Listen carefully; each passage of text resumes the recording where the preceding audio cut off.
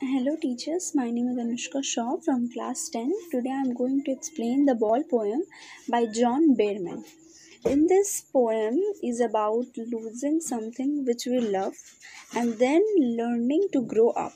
It is about a little boy who in his young life for the first time is learning what it is like to experience grief about the loss of a much loved procession, which is here his ball. Maybe for us, the loss of a ball is of minor consequences. Our natural reaction may be that still there are many more balls, so need not worry. But for the little boy, this is something different. This poem, the boy's ball van, is easily personifying with his young days and which were happy and innocent.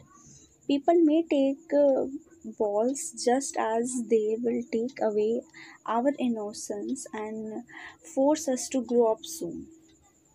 And once we lose our innocence, then we cannot get it back.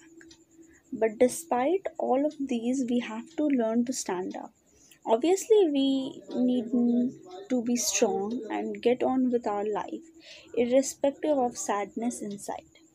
This is the only way we will survive. Therefore, we have to learn to accept and let go things.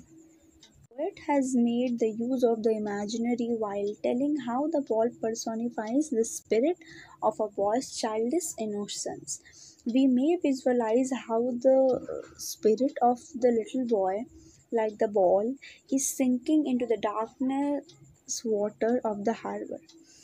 And as it drifts further away, the little boy will learn to grow up easily.